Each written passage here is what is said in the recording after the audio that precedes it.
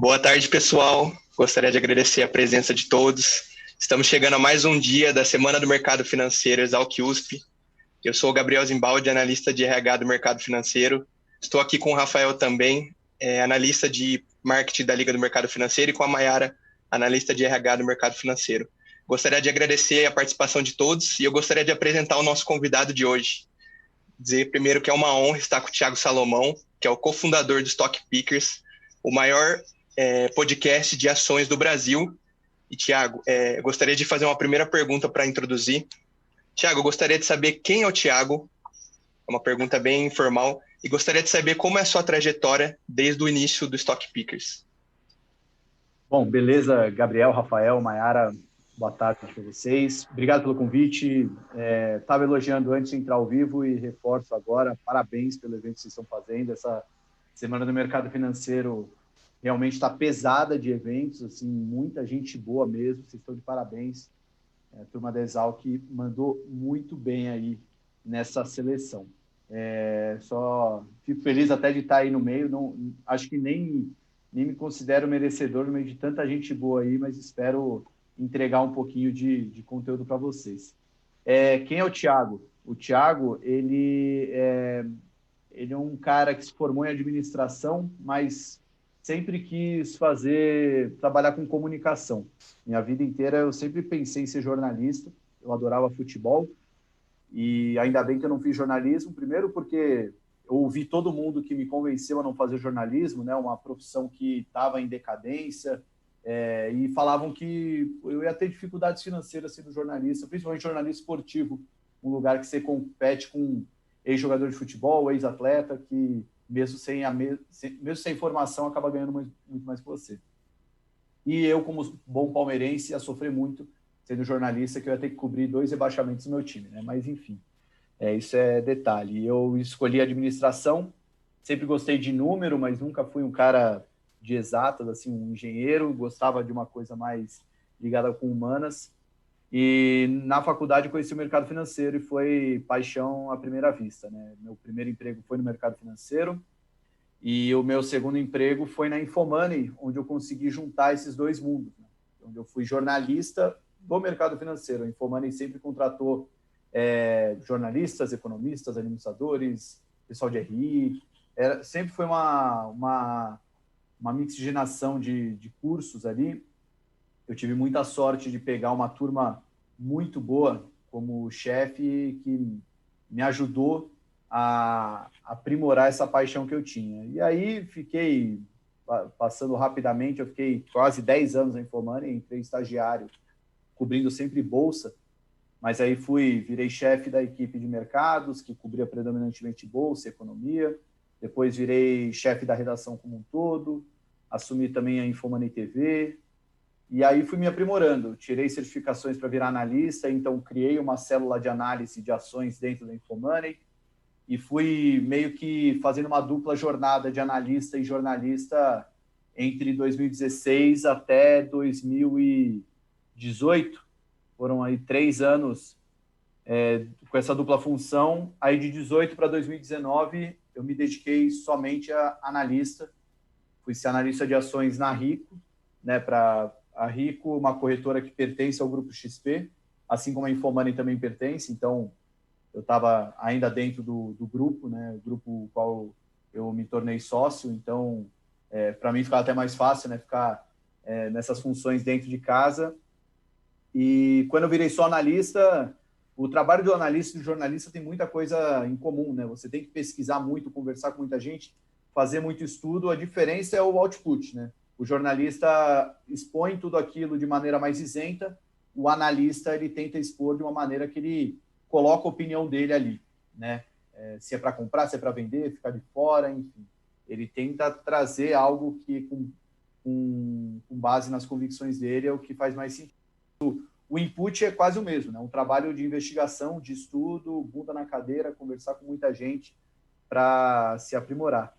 Mas esse lado de comunicação ficou muito forte ainda, né? E foi quando veio a ideia de criar o Stock Pickers, que a Infomoney me procurou, a gente estreou o projeto em abril de 2019, uma proposta bem ousada mesmo. Vamos fazer uma espécie de mesa redonda, essas mesas redondas de futebol, mas para falar de bolsa.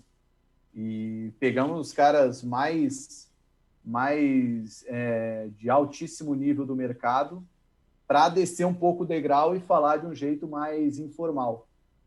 Deu certo. Deu tão certo que hoje eu nem sou mais analista, né? Me dedico full time a produção de conteúdo para o Stock Pickers, que também não é mais só um podcast, virou uma editoria dentro do InfoMoney, né? Então, hoje, a gente é um canal de podcast, de vídeo, de texto, newsletter, cursos, que a gente vai ter agora um curso novo que vai lançar mês que vem, já tem um MBA, eventos, enfim, virou meio que uma franquia. Então, resumindo aí, sou um cara que sempre fui muito apaixonado pelo mercado financeiro, trabalhei sempre mais voltado com a comunicação nisso, e posso dizer que a gente foi meio pioneiro nessa maneira de falar sobre o mercado de ações, aí tentando juntar a galera que é do mercado financeiro, vive ali no condado, e trazer isso para os meros mortais, né? Os mais de 3 milhões de investidores que estão aí na Bolsa, fora os que ainda estão por vir. É massa demais saber dessa história, Thiago. E assim, eu acho que a comunicação tem um ar de educação também, né? De querer passar o conhecimento, de transmitir o conhecimento. E a gente viu que nessa pandemia, uma coisa que aconteceu muito foram eventos de disseminação de conhecimento, né? A internet se tornou um portal de disseminação do conhecimento mais do que nunca. E a gente viu, inclusive, o evento da XP que teve esse ano, que foi muito bom. A gente vê que o Stock Picker segue nessa linha de trazer o conhecimento através da internet. E aí o que eu queria te trazer como pergunta, será que o caminho para tornar o mercado financeiro mais acessível e com mais pessoas físicas dentro dele é realmente através da internet, da ampliação da rede de contato através da internet? Sem dúvida nenhuma, Rafael. O InfoMoney, ele sempre foi um veículo online. Ele chegou a ter uma revista por um tempo, revista impressa, que é legal assim, escrever em um veículo impresso, mas a disseminação da informação no mercado financeiro ela é muito mais assertiva online. Primeiro porque as pessoas estão online, hoje todo mundo está conectado. Antes, para você acessar uma notícia do InfoMoney ou de qualquer lugar, você precisava entrar no computador. Aí inventaram algo muito moderno, notebook. Aí você podia acessar um computador de qualquer lugar. Mas hoje, o computador das pessoas é isso aqui, né? É um celular que você tem tudo aqui. Então, você não precisa mais comprar a revista que você gosta, o livro que você gosta, tudo está online. Então, as informações acabam chegando de maneira muito mais fácil, seja via texto, seja via livro, livro virtual, mas via vídeo, seja via redes sociais. Você tem hoje diversas maneiras de consumir um conteúdo que, como a própria internet, ele é muito dinâmico, né? O que a gente está vivendo hoje, por exemplo, nenhum livro poderia explicar. Nem a gente consegue explicar, mas a gente está vivendo isso. Então, pelo menos a gente pode falar todo dia com pessoas que estão vivendo isso, né? Eu faço meio uma analogia ao Titanic, né? Que tudo bem que o navio aqui não afundou, né? Mas principalmente naquele momento que a crise atingiu o mercado financeiro e estava aquela sangria total, circuit breaker atrás de circuit breaker, a gente fez lives diárias, às vezes até mais de uma live por dia, falando com muita gente do mercado, que é quase como se durante quando o Titanic bateu ali no iceberg, é como se as pessoas estivessem relatando o que estava acontecendo, sabe? No pior momento assim, da tragédia, as pessoas paravam e falavam, olha, fiquem calmos, a gente está fazendo isso. Ou não, vendam tudo, o mundo vai acabar, sabe? A gente conseguiu trazer esse aprendizado que é muito difícil você colocar num livro, né? Porque é algo que é muito ligado à emoção, é muito ligado à sua reação de um evento totalmente inesperado e que desperta em você sensações e efeitos que você jamais pensaria que poderia ter. E só essa comunicação online você consegue trazer isso, né? Então, sim, acho que para tudo o online funciona, mas para o mercado financeiro, que é algo que é muito, muito dinâmico, né? você não é algo finito, né? Que você para de estudar, depois de 5 anos estudando, pronto, já sei tudo. Não, depois de 5 anos você percebe que tem que estudar mais 5 décadas para ver se talvez você aprende alguma coisa. É algo muito dinâmico que está mudando sempre, né? Então, o meio de comunicação online é vital para isso. Perfeito, Thiago. A minha pergunta é muito em cima daquilo que você acabou de falar.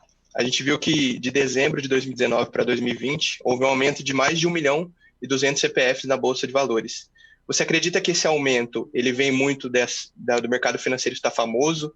É algo saudável ou você acredita que é algo passageiro? Tá, vamos lá. Primeiro, passageiro, eu acredito que não, a menos que as condições atuais se mantenham. E, assim, o que seria uma reversão das condições atuais? O Brasil tem um desarranjo aí total na sua condução econômica, que vai provocar uma crise muito severa, com uma aceleração da inflação, que vai provocar uma alta muito forte de juros, vai destruir o mercado de capitais, as pessoas não vão ter mais interesse em ficar na Bolsa e vão sair. Mas esse não é o cenário base meu e acho que de quase ninguém. Existe esse risco, mas não acredito ser um cenário base. O Brasil é um país conhecido por convergir à média, né? Então, quando a gente está chegando no precipício, a gente volta para o meio, né? Mas também quando está chegando no céu, a gente volta para o meio também, né? A gente estuda o necessário para passar de ano, né? E às vezes pega uma DP ou outra, mas é mais ou menos nesse nível que o Brasil vai indo. Eu não acho que a gente vai ter essa mudança de percurso, então não acho que é algo passageiro.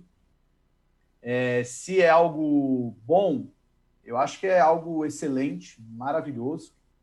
A gente ainda tem muito pouco investidor, você falou os números aí, né? São mais de 3 milhões de CPFs na Bolsa.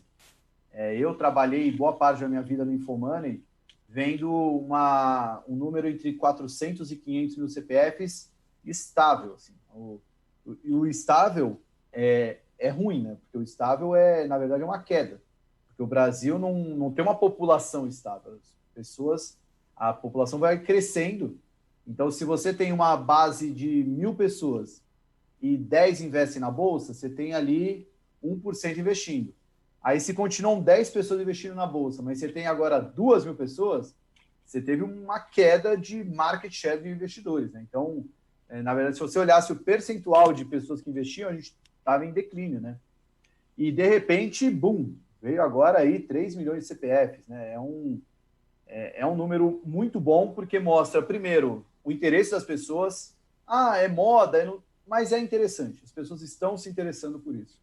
Segundo, uma mudança que também acho que passa muito pela educação financeira. As pessoas estão mais preocupadas em saber mais sobre investimentos, seja porque já é uma pessoa que já tinha um dinheiro a mais, esse dinheiro estava rendendo numa renda fixa que hoje não paga mais nada, ele tem que saber mais, ou seja porque, eu acredito que é o grande coração desse movimento, por isso que eu acho que não é algo passageiro, jovens que nem vocês, que estão se interessando sobre esse assunto, eu tenho certeza que daqui 10 anos, você, Rafael, Maiara, Gabriel, vocês não vão estar investindo na poupança ou no CDB, vocês podem ter até uma parte ali, mas dificilmente vocês não vão ter uma parcela em ações, porque, ou se não tiverem, vai ser por uma escolha de vocês, não vai ser por, não, é muito arriscado, é muito perigoso. As pessoas estão entendendo o que é o mercado de ações. E no começo, as pessoas às vezes caem no canto da sereia, né, de seguir o cara que promete ganhos milionários, o day trader do croissant, o cara do carro de luxo, tem toda essa história aí. E, bom, é lógico que isso é ruim, mas faz parte do processo de aprendizagem. E a gente fez até um podcast recente, que um dos participantes, que inclusive está aqui na Liga nessa Semana do Mercado Financeiro, o Henrique Breda, ele falou que informação ruim se combate com boa informação. Então, quanto mais boa informação tiver, mais a gente vai afogar a informação ruim. Porque o cara que vai seguir a dica errada ou vai vir para o mercado pela maneira errada, ele vai quebrar a cara, mas ele vai aprender. E faz parte do jogo. Acontece. Você pega ali, cadê? Esse livro aqui, ó. Esse livro é o Fora da Curva. Conta a história de vários grandes investidores. Essa aqui é a segunda edição. Tem a primeira edição dele também. vários grandes investidores de sucesso. Todos eles, que hoje são nomes incontestáveis no mercado, Guilherme Achê, André Jakurski, Floria Bartunek, todos eles começaram quebrando ou cometendo um erro que ex-post parecia um erro idiota, por ganância, por falta de conhecimento. Mas acontece, faz parte do aprendizado. Então, respondendo sua pergunta, não acho que é moda. Vejo muito mais pontos positivos do que negativos. Vai ter curva de aprendizado, ninguém vai chegar aqui.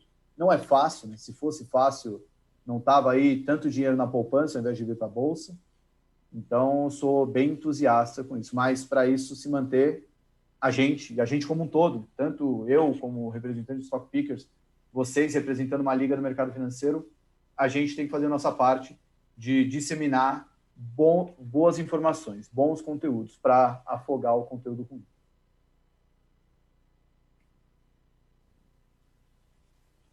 Boa tarde, gente. Meu nome é Maiara.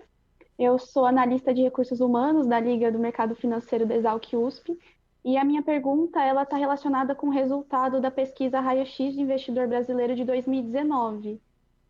A pesquisa ela mostrou que o brasileiro ainda tem uma preferência por investir em produtos de liquidez diária e fáceis de resgatar. E a pesquisa também aponta essa preferência como resultado de uma insegurança devido à instabilidade histórica e econômica do Brasil.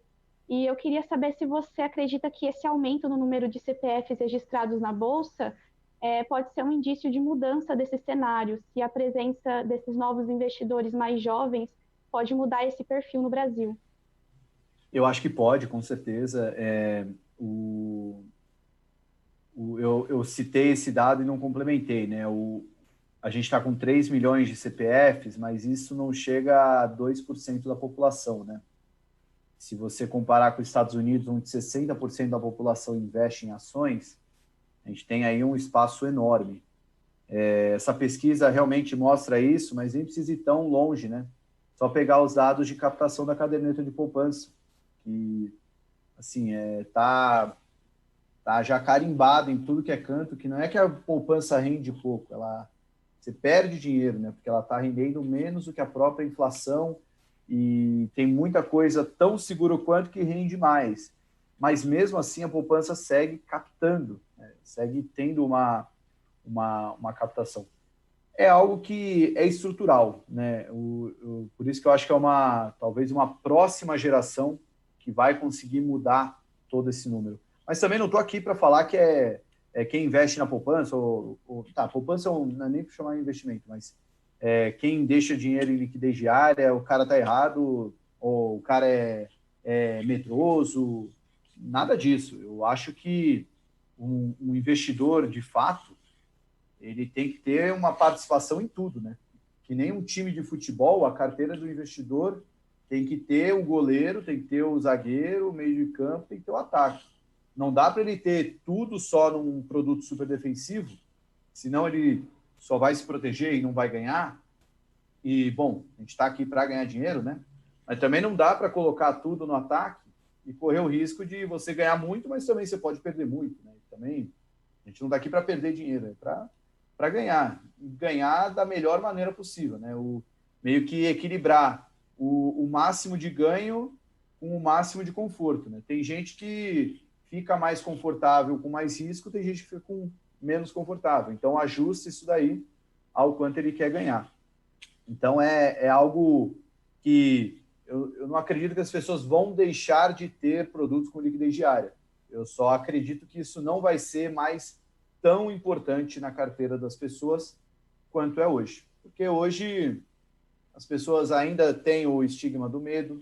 Até 2, 3 anos atrás, a Selic ainda era muito alta. Até pouco tempo atrás, a Bolsa ainda perdia historicamente para o CDI. Então, a gente tinha muito mais motivo, fora a instabilidade política, né, que a gente nem precisa ser do mercado financeiro para sentir isso na pele, né? A gente tinha muito mais motivos para não correr o risco de investir em ações do que para correr o risco, né? Investimento em ações é algo para longo prazo, e longo prazo é algo que é meio que novidade ainda na vida do brasileiro, né? O brasileiro, por muito tempo, não vivia no longo prazo, né? Ele vivia pensando como é que vai ser o ano que vem, se a empresa dele vai se manter agora com um novo presidente, com uma nova regulação, com uma nova, sabe, as coisas mudavam muito rápido, né? Ninguém tinha essa cultura longo prazista no Brasil, mas isso tende a mudar. Tiago, a minha pergunta ela vai muito em cima daquilo que você acabou de falar. A gente vê uma contradição muito grande. Hoje, segundo a Caixa, existem mais de 11,9 milhões de pessoas que jogaram na Mega Sena no passado, em 2019. Mas a gente sabe que esse número não se reflete em ações, nas pessoas investindo em ações. Você acredita que isso ainda é uma barreira em 2020? E quais desafios, de forma prática, você pensa que a gente precisa enfrentar? Eu acho que jogar na Mega Sena, a pessoa pode investir em ações e jogar na Mega Sena, né? Eu só acho que mas isso vai muito da maneira como o brasileiro, de fato, encara o mundo dos investimentos, né? Ele acha que é mais arriscado você colocar dinheiro na bolsa do que colocar na Mega Sena. Mas a chance de você ganhar na Mega Sena é ridícula, né? É inexistente. Mas mesmo assim, as pessoas elas têm um pouco dessa fé de que hoje é meu dia de sorte. E por quê? Porque elas querem ganhar rapidamente, né? Ninguém investe a longo prazo na Mega Sena.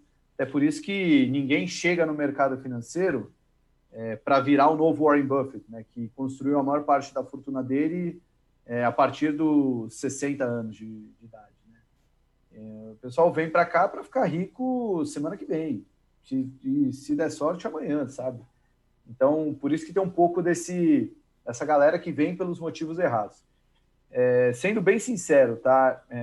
Não vou fazer aqui defesa ou passar pano para quem é picareta e vende esses sonhos que não existem, mas se tem uma vantagem das pessoas entrarem na bolsa pelos motivos errados, é que pelo menos elas vão conhecer, e aí eu torço para que elas não percam muito, ou pelo menos nem percam, mas pelo menos aprendam que, poxa, não é esse o caminho. O caminho para você investir na bolsa você ter a bolsa como um complemento da sua renda, sabe? Você tem ali no mercado financeiro a opção de você se tornar sócio de outras empresas, e isso vai fazer com que o dinheiro que você ganha trabalhe para você não precisar ficar correndo atrás de dinheiro o resto da vida. Porque se o seu custo de vida crescer mais do que o quanto você ganha na sua profissão, o custo de vida tende a aumentar, né?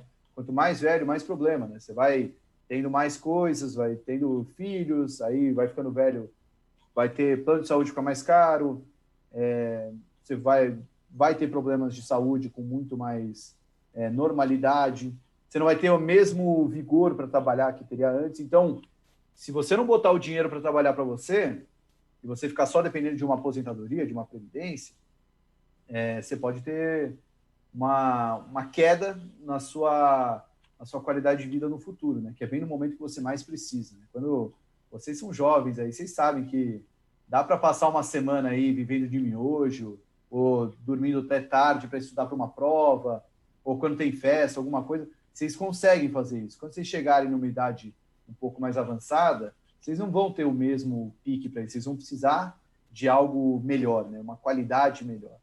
Então, quem encara o mercado de ações uma forma de complementar a sua renda, né, para você botar o seu dinheiro para trabalhar sendo sócio de outras empresas, eu acho que esse cara vai ser muito feliz assim, no longo prazo, não tenho a menor dúvida, porque no longo prazo é longo mesmo. Assim.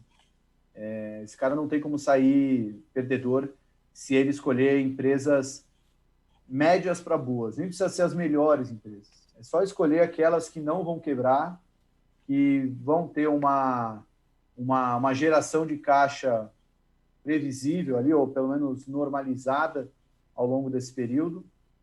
E aí você vai ter um retorno, no mínimo um retorno de dividendos, isso aí, e pode ter uma valorização também dos ativos. Então, é um pouco dessa maneira que eu enxergo. Assim. O investidor pode chegar aqui pelos meios errados, desde que depois que ele veio pelos meios errados, ele aprenda como é que funciona o mercado de ações. E tem muita gente, vamos ser sinceros também, embora tenha muito picareta por aí, tem muita gente fazendo um bom trabalho.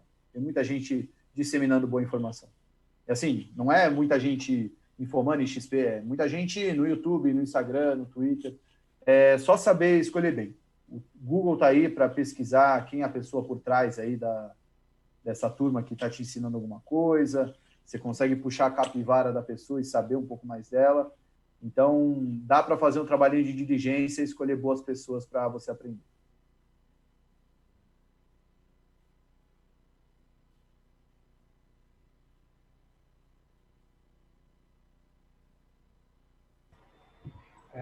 Então, vamos seguir aqui com uma pergunta mais técnica agora. Vamos falar um pouco sobre, você tinha falado sobre os dividendos, né? Que acho que é um foco muito grande das pessoas que focam no longo prazo, né? Os dividendos e distribuição de fundos imobiliários em geral, né? As pessoas querem essa renda passiva.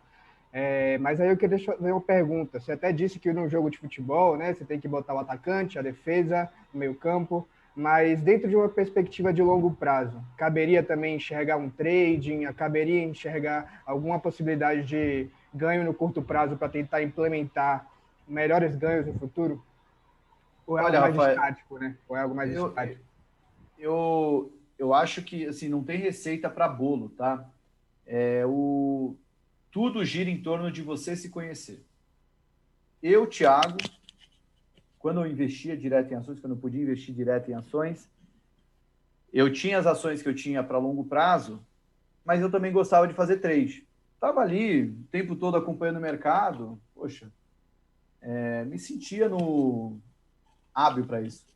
Mas não sou bom, eu nunca ganhei dinheiro fazendo trade. Ganhava um, perdia outro e tal, não sou bom. Agora, escolher para longo prazo, aí eu acertei bem, principalmente quando eu virei analista. A gente teve muito mais acertos do que erros, muito mais. Assim, a gente bateu bem os benchmarks. Então, eu acho que é muito mais de se conhecer. Tá? Se você quer operar no curto prazo, o que uma pessoa que opera no curto prazo tem que ter? O primeiro, sangue frio.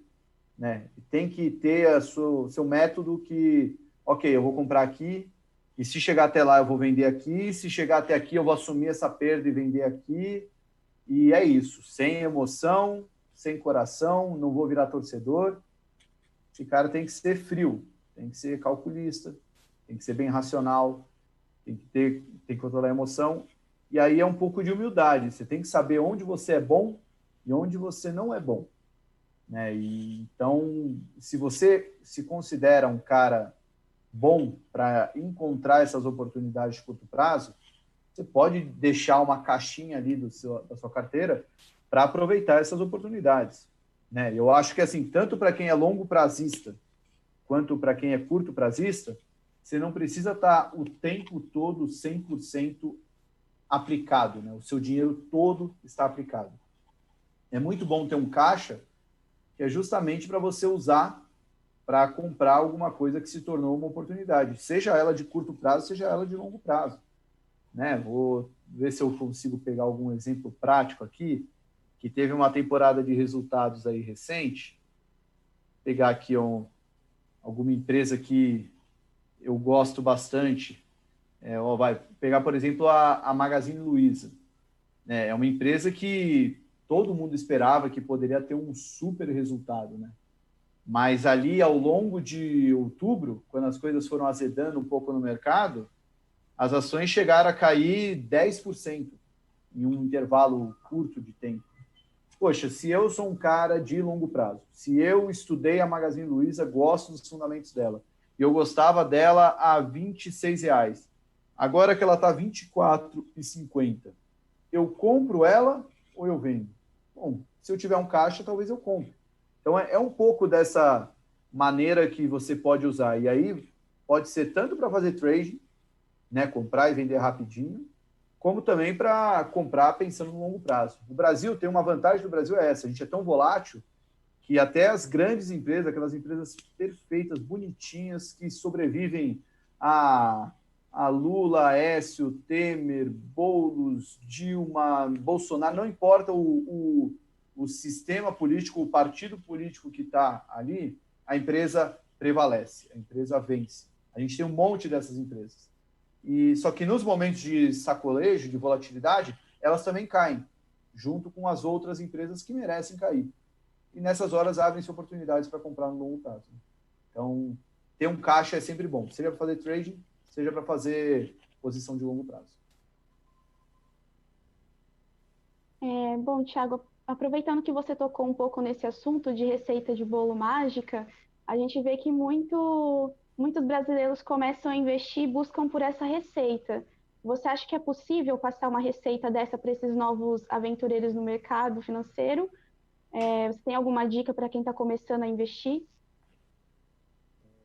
Bom, pergunta difícil, porque sempre que me perguntam alguma dica, eu sempre penso em quem é que está ouvindo essa dica, né? Porque depende muito, né, Mayara? Você falou, por exemplo, as pessoas que buscam a receita de bolo, uma receita mágica aí, né? Uma receita de bolo mágico, também pode ser um bolo mágico, mas é uma receita aí, né, para acertar. Se eu falar para ele que o mercado de ações é algo para longo prazo e exige muito estudo e disciplina, esse cara vai me mandar tomar banho e vai ouvir outra pessoa que vai falar o que ele quer ouvir. Porque às vezes a gente pede o conselho já querendo ouvir, então a gente já pede para a pessoa que vai falar o que a gente quer ouvir, né? Então, para uma pessoa que quer uma receita de bolo para ganhar dinheiro amanhã, é difícil eu convencer ele que isso é algo para longo prazo, né? Mas a dica que eu dou é que estude o mercado de ações pelas pessoas que ganharam dinheiro consistentemente no mercado de ações. Isso é muito acessível. Se você fala um outro idioma, tem uma literatura vasta aí de Peter Lynch, Warren Buffett e um monte de gente aí que faz fortuna e já fez fortuna no mercado. Isso também está traduzido para o português também, não precisa ler em inglês para isso. Mas aqui no Brasil a gente também tem muitas histórias, né? Eu citei o pessoal do Fora da Curva, tem toda a galera que a gente traz no Stock Pickers, e assim, você nunca vai ouvir os caras falando, não, eu fiquei rico na Bolsa porque eu comprei uma ação a 20 e vendi depois de um mês a 80. E eu botei todo o meu dinheiro lá e me alavanquei. Você não vai ver histórias dessas, porque essas histórias são muito difíceis de acontecer e para cada um cara que faz isso, tem outros 100 que quebraram fazendo isso aí, né? Então, eu sempre falo que o exemplo, ele arrasta muito mais, né, do que a teoria, né? Você pode pegar lá um livro e falar, compra na baixa, vende na alta, faz isso, faz aquilo. Mas quando você tem um exemplo, de fato, concreto ali, que te mostra que ele ganhou dinheiro com paciência, comprando nos momentos mais difíceis, vendendo nos momentos mais eufóricos, trabalhando com o mercado de ações sem pressa. Quem entra no mercado de ações sem pressa de ganhar, geralmente é quem ganha. Aquele cara que entra para ficar rico logo, esse cara aí tem grande chance de acabar caindo na roleta ali, né? Virando quase que um gambler, um cara do cassino. Então, tem muita história boa. Tem um cara que eu acho que todo mundo deveria se inspirar, o nome dele é Luiz Barsi Filho. É um cara que nos anos 70 era engraxate e sabia por cima de bolsa e foi se aprimorando. Hoje ele é um dos maiores investidores pessoa física da bolsa. Tem mais de R$ 1 bilhão aplicado na bolsa. E a estratégia dele não fez nada demais. Ele compra empresas que pagam dividendos e quando elas caem, ele compra mais. E quando elas sobem, ele vende para comprar outras que caíram. Tão simples quanto isso. Mas ele faz isso há 50 anos. Então, o mercado de ações tem muito disso, né? Você ter paciência e ter isso em mente. Você está aqui para virar sócio de empresas com foco no longo prazo. Se você está aqui para tradear e querer ganhar no curto prazo, beleza, ok. Mas o risco é maior. Eu não sei fazer isso. Conheço pouca gente que venceu fazendo isso. Então, é muito da escolha de cada um. Né? Tiago, eu queria emendar uma pergunta em relação a isso. Você tinha dito de investir em médio prazo a empresas seguras. Uma pessoa no chat perguntou para nós, quais setores o investidor novato deve evitar? Quais setores o investidor novato deve evitar? Eu acho que um setor mais perigoso, dá para usar o termo perigoso? Não perigoso, mas um setor mais complicado é o setor aéreo. porque é um setor que, historicamente, as empresas quebram, é uma tendência natural do setor, né? Vocês, talvez mais jovens, não lembrem, mas no passado a gente tinha a Varig, a VASP, a TAM, e a Gol nem existia. Hoje a Gol é uma das maiores. A TAM se juntou com a LAN, virou Latam, lá do Chile, então nem é mais brasileira. E a Azul surgiu aí, nem existia lá no passado. Então, é um setor muito cíclico. Por quê? Porque ele tem uma receita em reais, né? Ele vende passagens aéreas, essas passagens estão em reais, mas ela tem boa parte do custo, muito grande, uma parte muito grande do custo em dólares, que é o grande custo de uma companhia aérea, está atrelado a combustível. E combustível é em dólar e também acompanha o preço do petróleo. Então, são duas variáveis exógenas, né? Duas variáveis que, cara, você pode ser a melhor companhia aérea do mundo, a melhor. Mas se o dólar sair de 2 para 5, o petróleo de 40 para 80, acabou, você quebrou. Game over. Você não tem como... Seu repasse, você não vai poder aumentar a passagem São Paulo-Rio de 100 para 2 mil reais. Você não vai conseguir fazer isso. Então, você quebra, né? Companhias aéreas têm esse problema, eles têm esse descasamento, margens apertadas, né? O que eles vendem, aquilo que vira lucro é pequeno, então qualquer oscilação no custo impacta o lucro, vira até prejuízo. Então, é um setor um pouquinho mais arriscado. Aí você fala, é para evitar? Olha, tudo no mercado tem seu preço. Assim, até estou olhando aqui a tela. A maior alta hoje da Bolsa é Gol. A Gol está subindo 8% hoje. Um dia que a Bolsa está caindo 0,2%.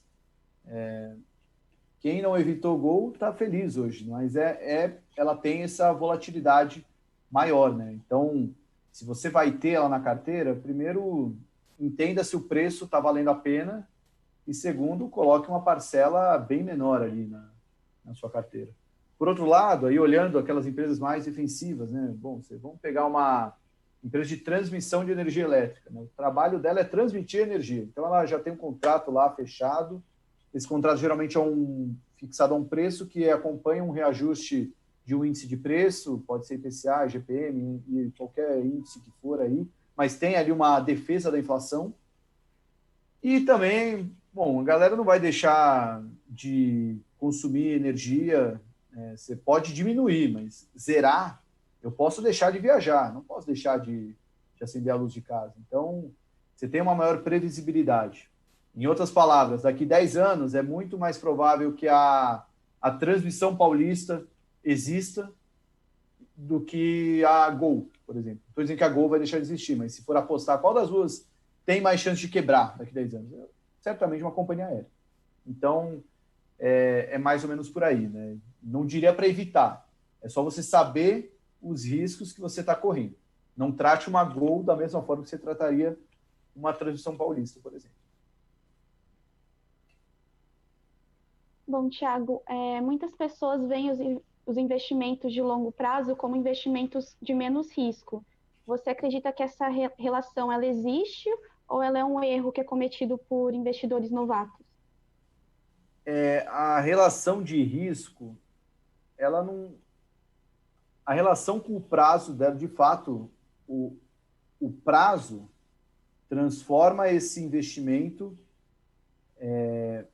menos arriscado se você for trabalhar com um retorno esperado, por exemplo.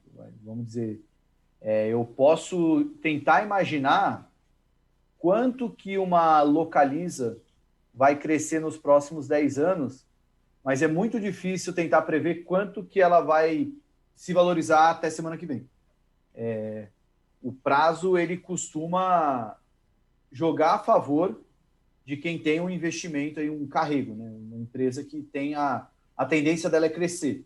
Então, ela tende a performar bem. Mas se você olhar no curto prazo, aí é só saindo do mundo de bolsa, vamos para o mundo de tesouro direto, né? Que talvez as pessoas tenham um pouco mais de familiaridade. Existem os títulos atrelados à inflação, né? O Tesouro IPCA. Num dia em que a gente tem um grande estresse no mercado e as taxas de juros futuros oscilam muito forte, obviamente, as taxas de juros, o preço dos tesouros IPCA de vencimento mais longo, eles vão oscilar muito mais, vão cair muito mais, se for uma notícia ruim, ou subir muito mais, se for uma notícia boa, do que os de curto prazo. Porque também o prazo maior, todos os fluxos ali que tem no meio do caminho, eles vão ser afetados, né? Em outras palavras, se acontecer alguma coisa que vai impactar em 1% o fluxo de todos os contratos do Tesouro Direto, aquele que vence daqui 2 anos, ele vai ter impacto em 2 fluxos ali. O que vence em 50 anos, ele vai ter impacto nos 50 fluxos ali, né? Então, algo, depende muito do ponto de vista, da maneira como você está enxergando. Investir em ações com foco em longo prazo é mais seguro do que investir com foco em longo prazo. Mas investimentos que têm esse horizonte de prazo mais longo, como, por exemplo, o Tesouro IPCA, o vencimento mais longo vai transformar ele num investimento mais arriscado. Acho que respondendo a sua pergunta, não está errado dizer que aliás, não está 100% certo dizer que um investimento de longo prazo ele é menos arriscado, mas também não é tão certo nem tão errado, depende muito do que você está comparando. Se a gente focar só em ações, com certeza, olha para longo prazo que o risco é menor, né? Até porque o grande risco é investir em ações e dar errado no longo prazo, só vai descobrir lá no futuro que foi um investimento ruim, né?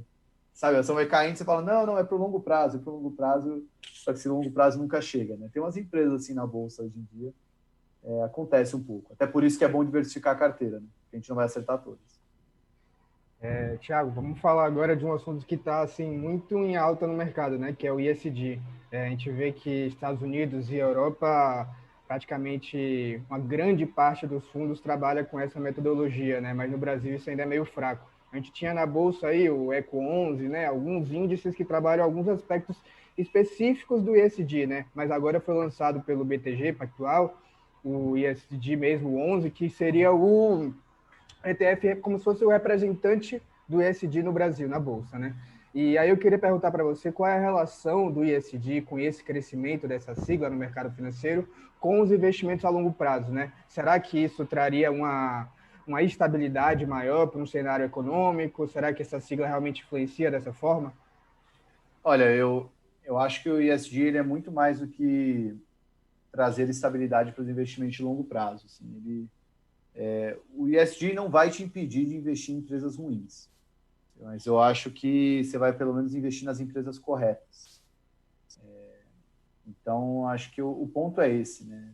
Você perder dinheiro porque um negócio deu errado, tudo bem, acontece, né? Negócios prosperam e outros falham, faz parte do capitalismo.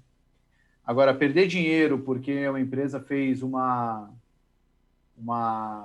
malandragem com os acionistas, ou porque tem uma série de problemas de âmbito social na comunidade em que ela vive, ou que ela existe, ou então problemas de impacto ambiental,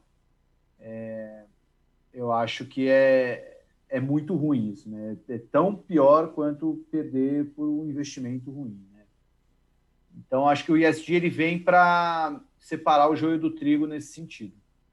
Sobre esse assunto no Brasil, demorou para chegar, até aí puxando um pouco a sardinha para a gente, eu acho que o Stock Pickers foi um dos primeiros canais aí que falou bastante desse assunto, né? A gente fez um episódio bem longo com 2 caras que fazem isso há muito tempo. Mas como tudo, até voltando para a pergunta inicial que vocês fizeram, tem 3 milhões de pessoas na Bolsa, isso é moda e tal. Tem muita gente também que vai embarcar nesse ESG pensando em, sabe, vou botar um selo ESG, pronto, abracei uma árvore, agora eu sou ESG. Não. O mercado tem que saber filtrar isso, né? O que eles chamam, o termo é greenwashing, né? Que é o cara que se veste de ESG, mas não é. E o ESG está muito... É muito mais do que uma metodologia, é uma questão de princípio, né? É quase como falar, bom, eu não invisto em empresa, sei lá, que apoia, sei lá, escravidão, trabalho análogo à escravidão. Bom, mas isso é óbvio, né? Ninguém é a favor disso, né? Eu não invisto em empresas que apoia, sei lá, que pessoas morram de fome, né? Isso daí tinha que ser muito óbvio, né? Da mesma forma que a gente não deveria investir em empresas que trazem um impacto severo para o meio ambiente, irreversível, ou tratam mal seus stakeholders, ou que prejudicam a sociedade que elas vivem, né? Mas o problema é que, como nunca teve uma diligência em cima disso, talvez a gente investia em empresas assim e não sabia. E talvez até pela falta de diligência, talvez a gente deixava de investir em alguma empresa pensando que ela fazia mal, mas na verdade ela no net ela é positiva, né? Que foi muito do que é um assunto que ainda está surgindo no mercado, mas quem acompanhou lá nosso primeiro papo no Stock Pickers sabe bem disso, que se você pensar de bate-pronto, uma petrolífera é uma empresa ESG? Pô, petróleo, isso aí é extremamente prejudicial, né? Meio ambiente, se vaza, então, acidente e tal, lembra já do Golfo do México e tal. Pô, não é ESG. Tem gente que é desse jeito, não investe em empresa de petróleo. Por outro lado, você pode também mensurar qual o benefício que essa empresa de petróleo traz para a sociedade que ela está inserida, quantos empregos ela gera, qual o bem-estar que ela gerou, qual o impacto que ele faz para compensar essa degradação que gera por causa da atividade exploratória de petróleo. E aí, talvez, no quadro final, dá algo positivo, né? Então, a discussão do ESG vai muito além de não invisto em empresa que não é do novo mercado, não invisto em empresa que não tem proposta social e não invisto em empresa que faz mal para o meio ambiente. Cara, a chance de você estar sendo não manipulado, né, mas acabar investindo em alguma coisa que você acha que é SD, mas não é, só porque você não procurou direito, é grande, porque impacto, todo mundo causa impacto, né? Não é porque você não está soltando fumaça ali da sua chaminé que você não causa impacto, né? Você pode estar fazendo um bem danado para o meio ambiente, mas um mal para a sociedade. Então, é um trabalho que está muito no começo no Brasil, muito no começo, mas é maravilhoso ver quantas empresas estão se preocupando com isso, quantas empresas estão criando células de análise para isso, porque é o futuro, né? A tendência do capitalismo, né? Estava tendo até um pouco dessa discussão, né?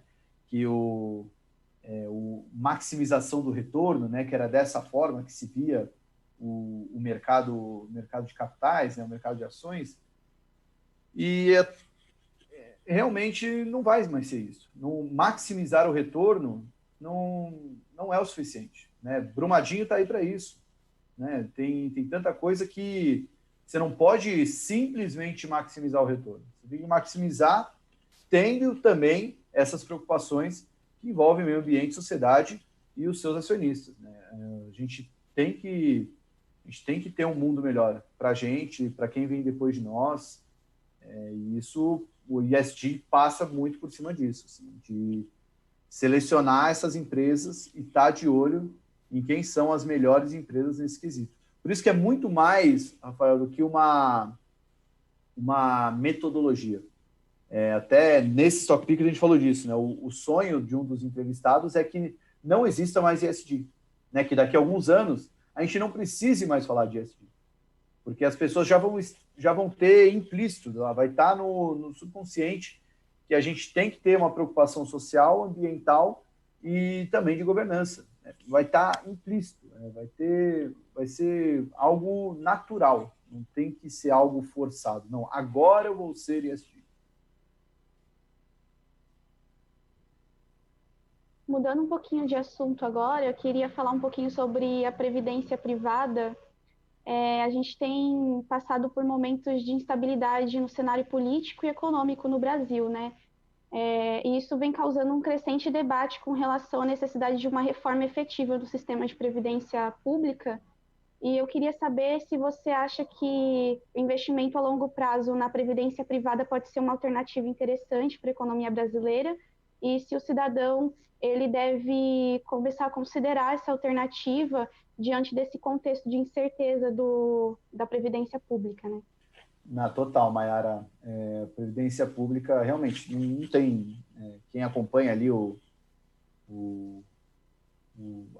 rendimento, né? Quem tem algo rendendo ali, pensando que vai ter uma aposentadoria tranquila, não está no caminho certo, né? Você corre o grande risco de ter um revés na sua qualidade de vida quando estiver mais velho. Ao mesmo tempo, a gente até teve um papo recente disso, que a previdência privada, ela hoje cerca de R$ 1 trilhão, se eu não me engano, tem até esse número anotado aqui, mas era um número muito alto e até julho, não tenho dado atualizado, já deve ter chegado a 1 trilhão, mas era 984 bilhões de reais, quase 1 trilhão, estava em previdência. O problema é que mais de 80% disso estão nas previdências dos grandes bancos, que não tem uma rentabilidade muito interessante, e também boa parte está numa previdência de renda fixa, fundo de previdência de renda fixa, que é muito... No Brasil, como o Brasil nunca foi o país do futuro, né, a renda fixa acabava sendo o caminho mais natural.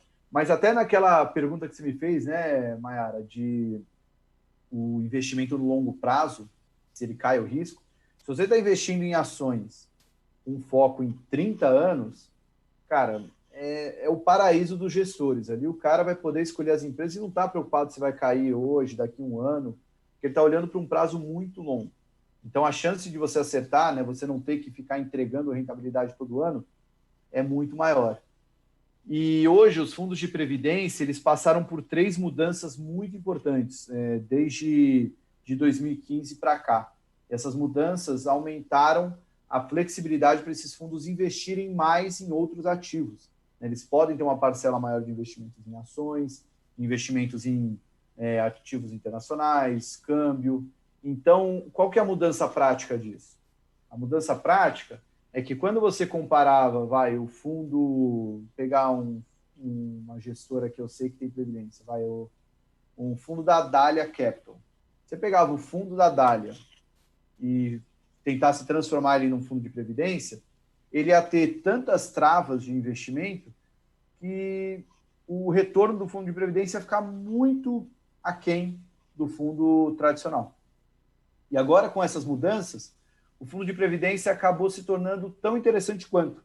Ele não tem a mesma exposição a risco, mas por vários benefícios tributáveis, ele pode ser uma opção até melhor do que o fundo tradicional dessas gestoras. Por isso que, assim, é um caminho ideal. Assim, você pode ter a sua carteira em fundo de previdência, você pode já pensar no seu filho, né, passar o fundo de previdência, porque uma das vantagens do fundo de previdência justamente é essa sucessão, que é muito mais fácil, e também a portabilidade, né? Então, você consegue aí ter uma flexibilidade bem maior. Aí, sem contar que em alguns fundos de previdência que fecham, mesmo fechados, em alguns você pode continuar investindo se você já é cotista.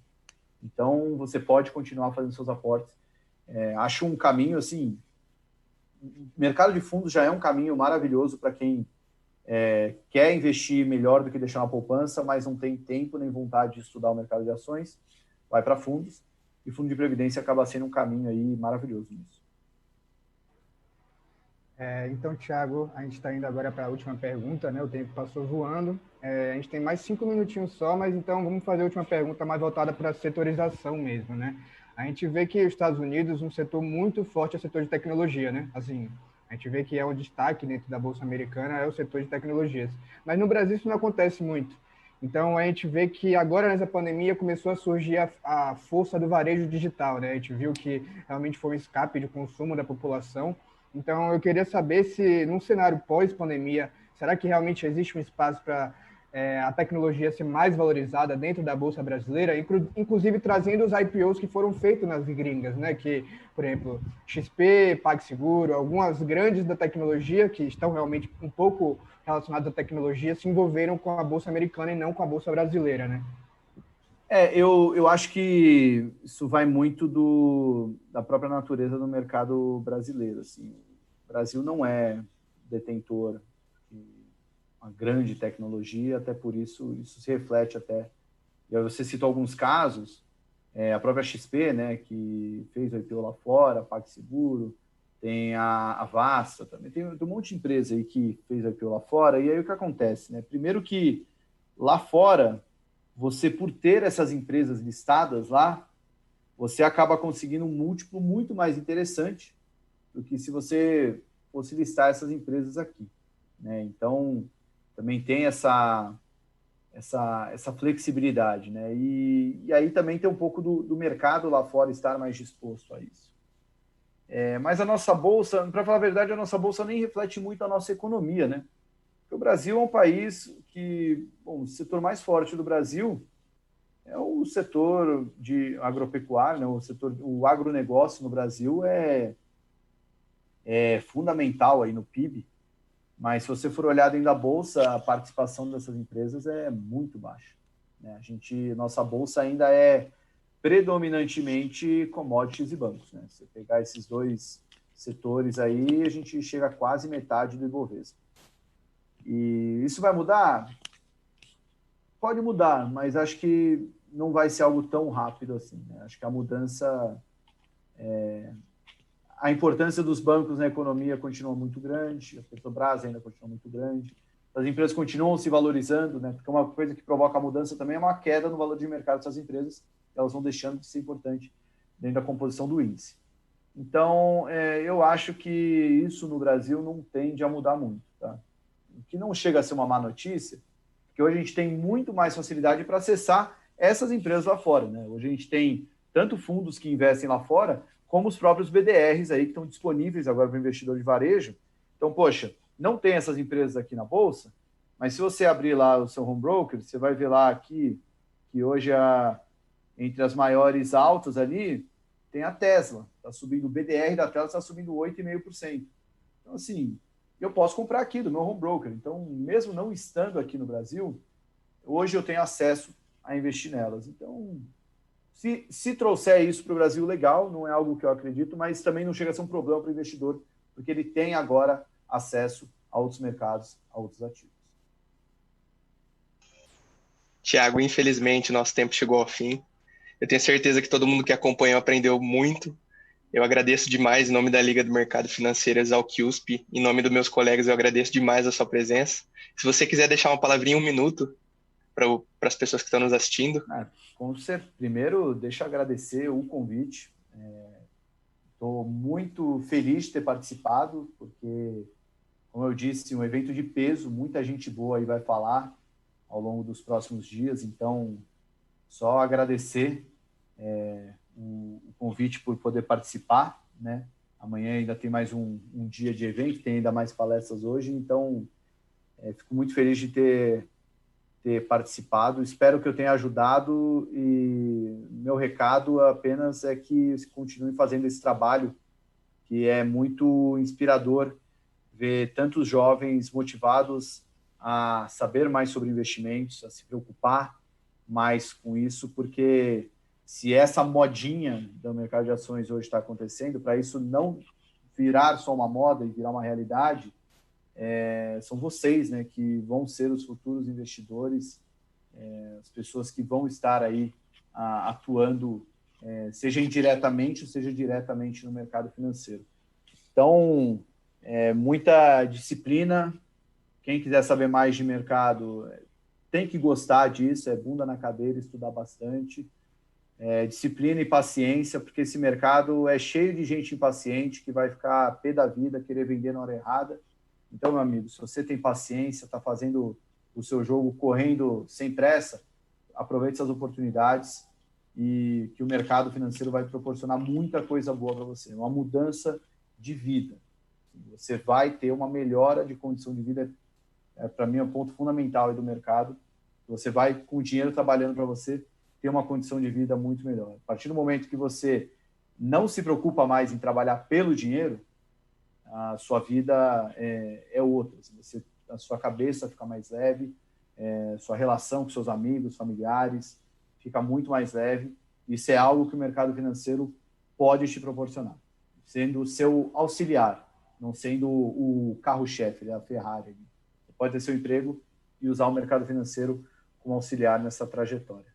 E muito obrigado a todos vocês pelo convite, fiquei muito feliz. Nós que agradecemos, Thiago. Gostaria de agradecer também aos nossos patrocinadores, a Resale. Se vocês quiserem saber mais da Resale, acesse www.resale.com.br. Agradecer também ao PSED, que tem proporcionado toda essa estrutura incrível, e dizer a vocês que o PSED está com um desconto de 10% no curso de MBA da Exalc USP, de Finanças e Controladoria, apenas para as pessoas que estão inscritas nesse evento. Então dá uma procurada e acesse psed.com.br.